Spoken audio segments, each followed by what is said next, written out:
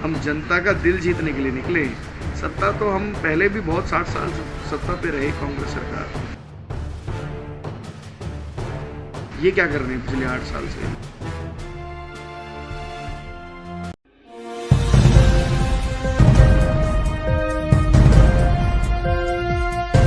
नमस्कार, आप देख रहे हैं नव समाचार। मैं हूं रमाकांत उपाध्याय। चुनाव को लेकर भारतीय जनता पार्टी ने तमाम जगह अपनी ऐसे वादे किए थे। हिमाचल में भी स्कूटर बांटने की लोगों को बात कही, कई ऐसे फ्री में रेवड़ियाँ बांटने की भी चर्चाएं हुई। आम आदमी पार्टी ने मुफ्त में पानी, बिजली, तमाम चीज़ें मुफ्त में देने की चर्चाएं की। इसी प्रकार से गुजरात में भी यही चर्चा होती। अगर देखा जाए, उपचुनाव भी साथ में था। उसमें मैनपुरी का चुनाव जो स्वर्गीय मुलायम सिंह यादव जी का निधन हो गया, उस पर उपचुनाव हुआ लोकसभा सीट पर, जिस पर आज वहां पर डिम्पल यादव ने अपनी मोहर द्वारा से लगा दी है और जीत गई। इस बार जिस प्रकार से नारे लग रहे थे कि इस बार चाबी भाभी के हाथ में होगी, तो वास्तव में इस बार वहां के लोगों ने भाभी को चाबी दी, जबकि आज योगीनाथ ने तमाम हथकंडे अपनाए और उन्होंने बड़ी मजबूती से उस चुनाव को जीतने के लिए अपनी ताकतें लगा दी, परंतु हार का सामना करना पड़ा। हमारे बीच में आज कांग्रेस के वरिष्ठ नेता, पूर्व किसान मोर्चा के प्रदेश महासचिव अमित भारद्वाज जी बीच में मौजूद है। अमित जी, कैसे देखते हैं आज का पूरा हार भारतीय जनता पार्टी की वास्तव में हुई है? एक चुनाव गुजरात को जीतने से जीत नहीं कही जाएगी, क्योंकि उनको हार नगर निगम चुनाव दिल्ली, जिसे आप एमसीडी बोलते हैं, उसमें उनको हार मिली है। साथ में अगर देखा जाए, हिमाचल में भी उनको हार मिली है। उपचुनावों की बात की जाए, मैनपुरी चुनाव में जो चर्चा चल रही थी, वहां भी उनको हार मिली। अब रहा सवाल गुजरात का, तो वहां पर आपको हार मिली है। तो हार की आज खुशी है या फिर जीत की? नहीं, सबसे पहले तो मैं ये कहना चाहूँगा कि भाजपा जो आज सुबह तक भी ये कहती आ रही थी कि हिमाचल प्रदेश के अंदर हम रिवाज बदल देंगे, तो वो जो उनके वाक्य थे, अब उनकी तब्दीली आ गई वास्तव में। और हिमाचल प्रदेश में जो जनता ने कांग्रेस की सरकार बनाकर अपना वोट देके और जो कांग्रेस को बनाने का, वहाँ सरकार बनाने का काम किया है, उसके लिए मैं हिमाचल प्रदेश की जनता और अपने पार्टी के सभी नेता, कार्यकर्ता, सभी को मैं बधाई और शुभकामनाएं देता हूँ। लेकिन अभी भी लोगों के अंदर, आम आदमी पार्टी के अंदर भय है, तोड़ मरोड़ करके अभी भी वो एमसीडी अपना बना सकते हैं। नहीं, आप देखिए ना, ये जो तरीके हैं, ये तानाशाह जो तरीके जो बीजेपी सरकार पिछले 8 साल से करते आई पर है। बीजेपी वाले तो ये कहते हैं ना भैया, वो तो अपने स्वयं इच्छा से आते हैं, दिल से दिल मिल जाता है उनका। दिल से कोई नहीं आता, दिल से कोई नहीं आता। किसी को कोई ब्लैकमेल, किसी को कोई दबाव, किसी को किसी तरीके का दबाव देके और तभी ये जोड़ तोड़ की राजनीति कर रहे हैं, ऐसा नहीं है। और कांग्रेस ने कभी भी इस तरीके की ओछी राजनीति कभी भी नहीं करी, और कांग्रेस को सत्ता का कोई लालच नहीं, कोई लोभ नहीं। इसीलिए आप ये भी चीज़ देखिए, हमारे राहुल गांधी जी की जो यात्रा चल रही है, जिन जिन प्रदेशों में चुनाव है, हम किसी भी प्रदेश से नहीं निकले, हम जनता का दिल जीतने के लिए निकले हैं। सत्ता तो हम पहले भी बहुत 60 साल सत्ता पे रहे कांग्रेस सरकार, और जनता के लिए काम किए, राष्ट्रीयकरण किया सब चीज़ों का। ये क्या कर रहे हैं पिछले 8 साल से? ये सरकार की संपत्तियां बेच रहे हैं। बेरोज़गारी आ गई, बेरोज़गारी का आप देखो ना, परसेंटेज कहाँ चली गई, महंगाई कहाँ चली गई। जितने भी लोभ लुभावने वायदे उन्हें जनता के बीच करे थे, किसी एक वादे पे भी अगर ये खरे उतरे हों, मुझे बताइए। हिमाचल की जीत का कारण क्या? कांग्रेस के हाथ में कमान इस बार वहाँ की जनता ने दी है, क्या लगता है आपको? कांग्रेस की कमान, कांग्रेस को जो कमान जनता ने दी है, उसका बिल्कुल हमें अंदेशा भी था और हमें लगता था कि हिमाचल में हम सरकार बनाएंगे और बड़ी मजबूती के साथ हम सरकार बनाने जा रहे हैं। और उसके बाद इसका इफेक्ट आप देखना आने वाले दिनों में हरियाणा। नहीं, रीज़न क्या है उसका, क्यों दे दी जनता ने आपको? रीज़न क्यों दे दी? देखिए, आप ऐसा तो नहीं वो 5 साल का उनका अपना ट्रेंड है? नहीं, ऐसा नहीं है। देखिए, वो पिछले भाजपा सरकार की नीतियों से और उनके जो कार्यकाल में 5 साल में जो जनता तरस रही है, उनके काम ही नहीं हुए। बेरोज़गारी कितनी बढ़ गई है, आम जनजीवन जो आम आदमी का जो जीवन, वहाँ लोगों का जो खराब हुआ है, और लोगों की सुनवाई नहीं हुई। हर महकमे के अंदर भ्रष्टाचार।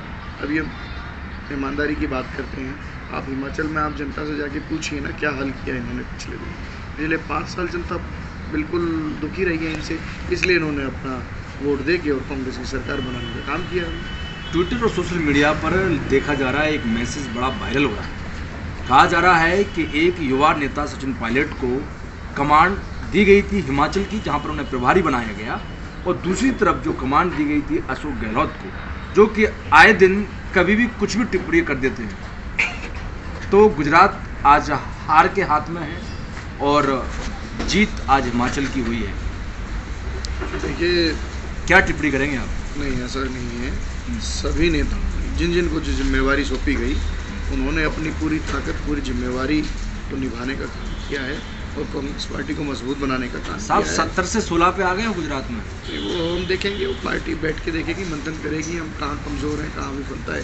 हम ये भी नहीं कह रहे, हम जनता ने जो हमें वर्डिक्ट दिया है वो कहीं ना कहीं कोई जो हमारी विफलता है उसके ऊपर मंथन किया जाएगा। कांग्रेस पार्टी देखेगी हम कहाँ कमज़ोर होंगे। भारत जोड़ो यात्रा का कितना प्रभाव रहा इस चुनाव में? भारत जोड़ो यात्रा का आदरणीय हमारे नेता राहुल गांधी जी की जो यात्रा चल रही है, पूरे देश में लोग उनसे जुड़ रहे हैं। आप देखिए, ये इतने है इनको, बीजेपी सरकार को, ये मीडिया चैनल्स को इन्होंने इतना सख्त निर्देश दे रखा है, कोई मीडिया चैनलों को कवर नहीं कर रहा, ये सारा सोशल मीडिया ही कवर कर रहा है। आप उनकी यात्रा में देखो, वो लोग कैसे जुड़ रहे हैं, कैसे पागल हो रहे हैं, एक आम आदमी उनसे जुड़ रहा है।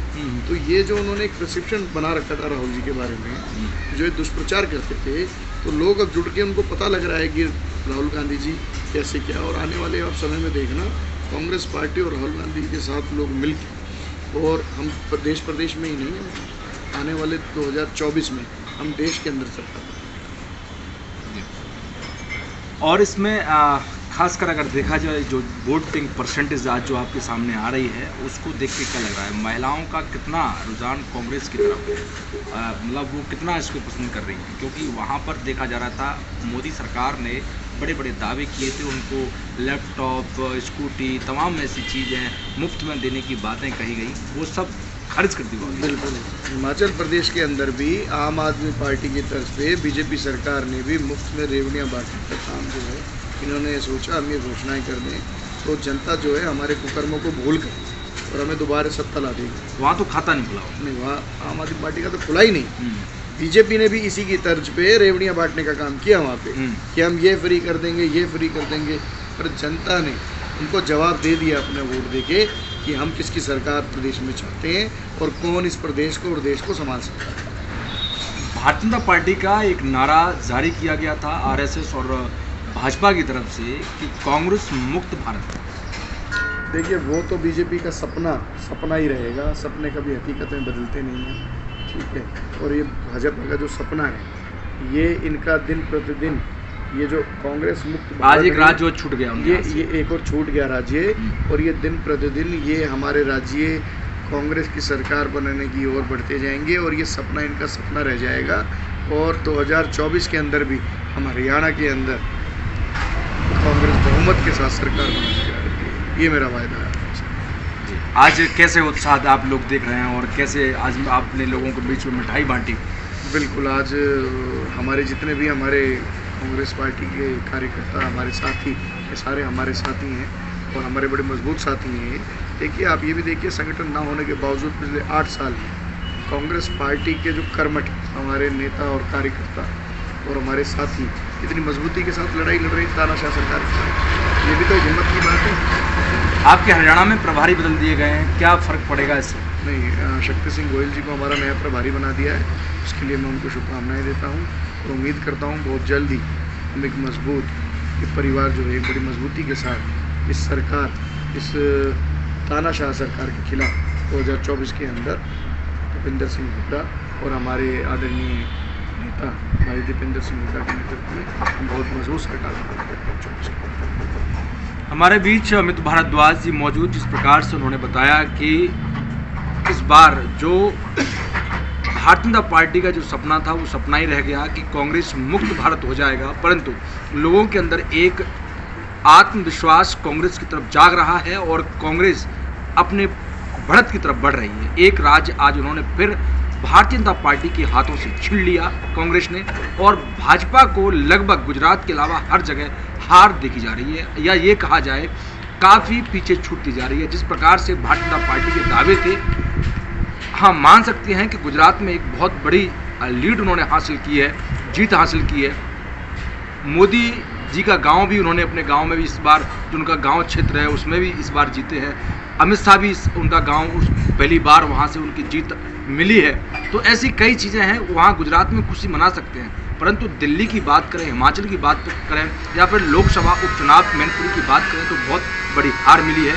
जनता भी समझदार हो गई है, जनता ने किसी को भी ना खुश नहीं किया। बात की जाए मैनपुरी की तो सपा को जिता दिया, बात की जाए हिमाचल की तो कांग्रेस को जिता दिया, बात की जाए दिल्ली एमसीडी चुनाव की तो अरविंद केजरीवाल को जिता दिया, और अगर गुजरात की बात की जाए तो भारतीय जनता पार्टी को भी वोट दिया। तो इससे ये है कि जनता का जो आशीर्वाद है वो सभी पार्टियों पर इस बार रहा है और सभी पार्टियों के दफ्तरों में अपनी अपनी खुशी मनाई जा रही है। कोई कहीं मना रहा है, किसी पे अमित भारद्वाज के पास में भी समय नहीं था, उनका मकान का निर्माण चल रहा है, उसके बावजूद भी उन्होंने आज अपने सभी सहयोगी और अपने साथियों को बुलाकर अपने घर पे आज एक कार्यक्रम रखा कि खुशी जाहिर की हिमाचल प्रदेश की।